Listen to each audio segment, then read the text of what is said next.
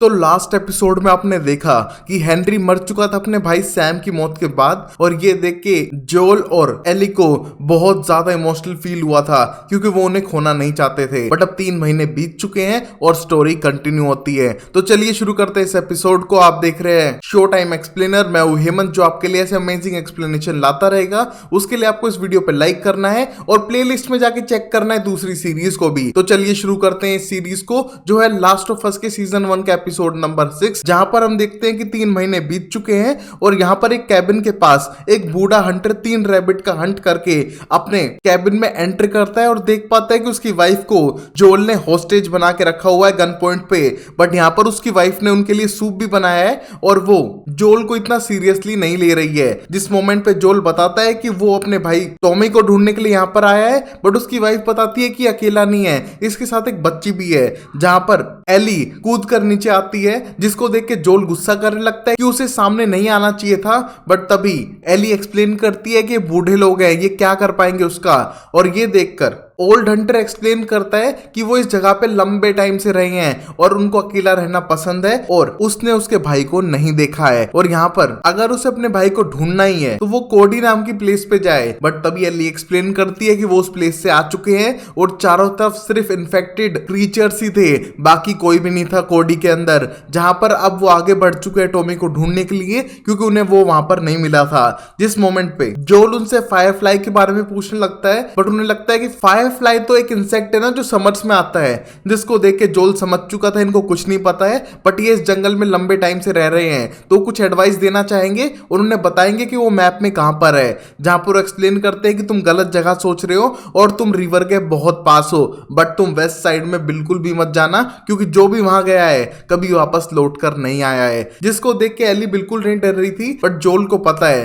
कि ये इंसान यहाँ पर बहुत लंबे टाइम से रह रहे हैं और ये कहीं ना कहीं सच ही बोल रहे थे, क्योंकि उन्हें जोल और बाकी सब लोगों से डर भी नहीं लग रहा है मरने का। जिस मोमेंट पे जोल अब वहां से चलने लगता है एली के साथ में, और यहाँ पर एली उनका एक रैबिट चुरा के अपने साथ ले जा रही थी। जिस मोमेंट पे जोल की तबीयत खराब हो रही है और एली घबरा रही है कि अगर जोल को कुछ हो गया तो शायद वो भी सरवाइव नहीं कर पाएगी। और अब सफर शुरू हो चुका है वेस्ट की तरफ, जहां पर वो ब्यूटीफुल नजारे देखते हुए उस रिवर के पास पहुंच जाते हैं जहां उस ओल्ड हंटर ने जाने से मना किया था। और वो यहीं पर आज रात को रुककर कल अपना सफर कंटिन्यू करेंगे, जो शायद उनके लिए खतरनाक हो सकता है। बट यहाँ पर उसे अपने भाई टॉमी को और फायरफ्लाई को ढूंढना ही होगा। जिस मोमेंट पे वो रात को रुककर उस रैबिट को खाने लगते हैं, जहां पर एली को हंट करना सीखना है, जो शायद फ्यूचर में जोल उसे सिखाए। बट इस मोमेंट पे वो बात करने लगते हैं कि अगर वैक्सीन क्योर कर देती है सब चीजों को तो क्या करेगा जोल अपनी लाइफ में। जहां पर जोल अपनी लाइफ एक फार्म पर बिताने वाला है शीप्स के साथ में, जो ज्यादा बकबक ना करें जैसा एली करती है। जिस मोमेंट पे एली बताती है कि वो एक एस्ट्रोनॉट बनना चाहती है, क्योंकि कितने कम लोग गए चांद पे,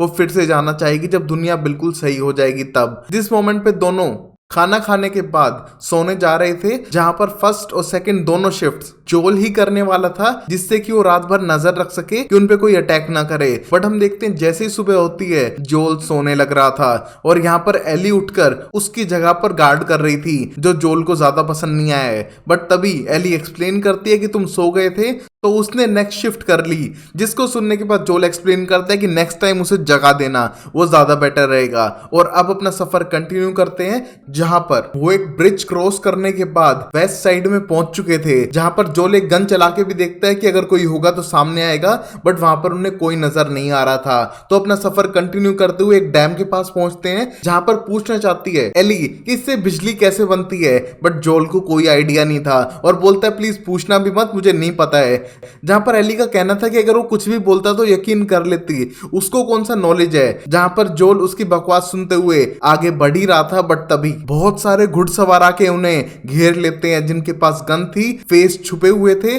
और वो उन दोनों को टारगेट करने लगते हैं और पूछते हैं कि वो यहाँ पर क्या कर रहे हैं और वो इन्फेक्टेड हैं क्या, क्योंकि बाहर के लोग जितने भी हैं उनमें से ज्यादातर इन्फेक्टेड ही होते हैं। जिस मोमेंट पे जोल एक्सप्लेन करता है कि वहां से सिर्फ जा रहे थे, उनमें से कोई इन्फेक्टेड नहीं है। बट हम देखते हैं ये लोग विश्वास ना करते हुए उन दोनों को अलग खड़ा करते हैं, गन नीचे रखने के लिए कहते हैं और अगले ही मोमेंट पे एक डॉग को लेकर आते हैं जो उनके पास जाके स्मेल करेगा और पता लगाएगा कि इन्फेक्टेड है क्या नहीं। जिस मोमेंट पे जोल तो बच जाता है बट अब जोल को टेंशन है क्योंकि यहाँ पर एली मीटर के अंदर भी इन्फेक्टेड नजर आ रही थी और शायद कि डॉग उस फंगस को स्मेल करने के बाद अटैक ना कर दे एली पे और यहाँ पर वो कुछ नहीं कर पाएगा क्योंकि चारों तरफ गन ही गन थी। हम देखते हैं इस मोमेंट पे डॉग एली की तरफ बढ़ने लगता है, एली को डर लग रहा है और जोल समझ नहीं पा रहा है कि वो क्या करे, बट हम देखते हैं डॉग उसके साथ खेलने लगता है और उसे कोई इन्फेक्शन महसूस नहीं हुआ, जिसको देखकर घुड़सवार पूछने लगता है कि यहाँ पर कर क्या रहे हैं और उनको यहाँ से चले जाना चाहिए। जिस मोमेंट पे जोल एक्सप्लेन करता है कि वो अपने भाई को ढूंढने के लिए यहाँ पर आए हैं और वो सिर्फ यहाँ से गुजर रहे थे। जिस मोमेंट पे एक लेडी घुड़सवार आगे आती है और उससे उसका नाम पूछती है, जहां पर वो अपना नाम जोल बताता है और वो बताने के बाद वो उनको लेकर जाते हैं अपनी सिटी के अंदर उन घोड़ों पे बैठाकर। जहां पर जैसे वो सिटी में पहुंचते हैं वो देख पा रहे थे कि सिटी में बहुत सारे लोग रहने लग रहे थे और ये एक पूरी छोटी कॉलोनी थी जो सेल्फ सफिशिएंट थी और बाहर के लोगों को इनके बारे में कुछ नहीं पता था। और जोल देख पाता है अपने भाई टॉमी को वहां पर काम करते हुए और उसको चिल्ला के टॉमी बुलाता है और वो दोनों भाई एक दूसरे को देख के इतने खुश थे और गले मिलने लगते हैं। और ये सब देख के सब लोग एक्साइटेड थे कि दो भाई इतने सालों बाद एक दूसरे से मिल पाए हैं। और गाइस हम इस सीन में देख पाते हैं टेरा को भी, जिसको टेरा नहीं पता है गाइस ट्रू ब्लड सीरीज जरूर देखना, प्लेलिस्ट के अंदर है। और यहाँ पर वही कैरेक्टर जोल से उसका नाम पूछ के उसे यहाँ पर लेकर आ चुकी थी और इस सीरीज में उसका नाम मरिया है जो टॉमी के साथ में थी। हम देखते हैं यहाँ पर उन्हें बहुत ही अच्छा ब्रेकफास्ट कराते हैं जिसको देख के दोनों बहुत ज्यादा एक्साइटेड थे। और वहां पर मरिया एली के बिहेवियर को देख के थोड़ी शौक है कि वो लड़कियों की तरह बात नहीं करती है ना ड्रेसअप करती है, तो शायद उसको थोड़े चेंजेस लाने चाहिए। बट यहाँ एली को लगता है कि वो बिल्कुल नॉर्मल है, शायद वो दूसरों की तरह नहीं है। जिस मोमेंट पे उसे मैनर सिखाने की कोशिश भी करता है जोल, बट एली इतनी किसी की बात मानने नहीं वाली थी। उसे लगता है कि वो उन्हें गोली से मारने वाले थे उस मोमेंट पे जब उन्हें पकड़ा गया, जो बिल्कुल भी ठीक नहीं था। बट तभी टॉमी एक्सप्लेन करता है कि ये सब जरूरी है, यहाँ पर इन्फेक्टेड लोग नहीं है और ऊपर से जो रिबेलिंग नेचर के हैं उन्हें वो अंदर नहीं आने देते हैं, जिससे सोसाइटी सेफ रह पाई है। जिस मोमेंट पे पता चलता है कि टॉमी और मरिया साथ में है और वो एक दूसरे को डेट कर रहे हैं। हम देखते हैं ये देखकर तो जोल को बिल्कुल अच्छा नहीं लगता है क्योंकि उसका भाई किसी को डेट कर रहा है और उसे पता भी नहीं है, बट वो फिर भी कॉन्ग्रेचुलेट करता है एली के कहने पे और उस प्लेस का टूर करके आते हैं जहां पर पता चलता है कि मरिया यहाँ पर स्टार्टिंग से इस कम्युनिटी को बिल्ड करने लग रही है और इस प्लेस को 7 साल हो चुके हैं और यहाँ पर सब लोग अपना काम करते हैं और रिसोर्सेज को एक दूसरे के साथ शेयर करते हैं। बट इन चीजों से जोल बिल्कुल भी इंप्रेस नहीं था। उन्हें लगता है कि वो एक कम्युनिस्ट सोसाइटी है जिसके लिए मरिया अलाउ भी करती है कि हाँ वो कम्युनिस्ट है, बट वो एक साथ यहाँ पर हैप्पीली रहने लग रही हैं। जहां पर एली एक हॉर्स के बच्चे को देख के बहुत ज्यादा एक्साइटेड थी जिसका नाम शिमर है और शायद एली इसे पेट कर सकती है और यहाँ पर जोल को एक घर भी मिल सकता है टॉमी के घर के पास में रहने के लिए, जिसको देख के टॉमी बहुत ज्यादा खुश था कि अपने भाई के साथ रहेगा। उस घर में हीटिंग सिस्टम है, सब कुछ परफेक्ट है। बट यहाँ पर जोल रुकने के लिए नहीं आया था और एली को एक्सप्लेन करता है कि उनकी लाइफ भी बेटर थी, कोई प्रॉब्लम नहीं थी। जहां पर एली को लगता है कि ऐसा तो कुछ नहीं है, वो अपनी लाइफ स्ट्रगल करते हुए यहाँ पर पहुंचे हैं, बट अगर जोल कह रहा है तो सही होगा। जिस मोमेंट पे मरिया समझ चुकी थी कि जोल के साथ कोई तो इशू है और वो टॉमी से सुलझा ले अकेले में, जहां पर वो एली के साथ आगे जाने लगती है और टॉमी और उसके भाई जोल को अकेले में बात करने देती है। जहां पर टॉमी खुश था कि उसका भाई उसकी इतनी केयर करता है कि इतनी दूर तक उसको ढूंढते हुए यहाँ पर आ गया था। बट जोल को थोड़ी निराशा थी कि उसने रिलेशनशिप बना ली एक लड़की के साथ में, यहाँ पर लाइफ सेट कर ली और उसे अब तक कुछ नहीं बताया और शायद वो मरिया ही थी जिसने उससे रेडियो कनेक्शन कट करवाए और उसके भाई से उसे दूर किया। बट हम देखते टॉमी एक्सप्लेन करता है कि उन्हें सब करना पड़ा जिससे कि बाहर की कम्युनिटीज और बाहर की फेडरल गवर्नमेंट्स इस प्लेस के बारे में पता ना लगा पाए। बट इस बात के लिए जोल बिल्कुल भी एग्री नहीं कर रहा था और अब टॉमी पूछने लगता है टेस के बारे में, क्या वो सही है? जिस मोमेंट पे जोल झूठ बोलते हुए कहता है कि हाँ टेस बिल्कुल सही है और ये लड़की को तो सिर्फ वो पैसों के लिए उसके पेरेंट्स तक पहुंचाना चाह रहा था जो फायरफ्लाई के लिए काम करते हैं। मुझे लगा तुझे पता होगा तो इसलिए मैं यहाँ पर लेके आ चुका हूँ। जहां पर टॉमी बताता है कि उसने फायरफ्लाई छोड़ दी है क्योंकि उसको मारना लोगों को बिल्कुल पसंद नहीं है, उसे अब अपनी लाइफ जीनी है, उसे मरने से डर लगता सकता है और वो जल्दी एक फादर बनने वाला है। उसकी लाइफ चेंज हो चुकी है और वो शायद उसकी और आगे हेल्प ना कर पाए। जिस मोमेंट पे जोल उसे अपने साथ कोलोराडो जाने के लिए कहता है, जहां पर यूनिवर्सिटी के अंदर फायरफ्लाई के लोग अभी भी थे। हम देखते हैं इस मोमेंट पे टॉमी एक्सप्लेन करता है कि शायद जोल के लिए लाइफ खत्म हो चुकी है, बट अभी उसके पास चांस है अपनी लाइफ सही करने का, और टॉमी के लिए यहीं पर लाइफ है जो उससे बेटर कोई नहीं दे सकता है, जिसको वो बहुत अच्छे से एंजॉय भी कर रहा है। जिस मोमेंट पे जोल को गुस्सा आता है और बताता है कि वो कल सुबह तक यहाँ से कुछ सप्लाईज लेने के बाद चला जाएगा और उसे अब इस बारे में कोई बात नहीं करनी है। जहां पर जोल ने झूठ बोला है टेस और इस लड़की के बारे में जो एली है अपने भाई से भी, क्योंकि वो सीक्रेट किसी को नहीं बताएगा, चाहे वो उसको खुद का भाई क्यों ना हो, क्योंकि कहीं ना कहीं वो मैनिपुलेट हो चुका है चीजों की वजह से और वो सच को दूसरों को भी बता सकता है। और अब बाहर आने के बाद हम देखते हैं जोल को फिर से लगने लगता है कि उसकी बेटी जिंदा है और वो देख पाता है एक लड़की को जिसके कर्ली हेयर थे उसकी बेटी की तरह, और जैसे उसे देख के खुश होने लगता है पता चलता है कि ये उसकी बेटी नहीं थी। हम देखते हैं कहीं ना कहीं जोल अपनी बेटी को मिस कर रहा था और उसे लगता है कि उसकी बेटी के मरने के बाद उसकी पूरी जिंदगी खत्म हो चुकी है। और वही हम देखते हैं एली को जो शावर लेके रेडी होने लग रही थी घर में, बट जैसे वो बाहर निकलती है उसके लिए नोट लिखा हुआ था कि सामने वाले घर में आना है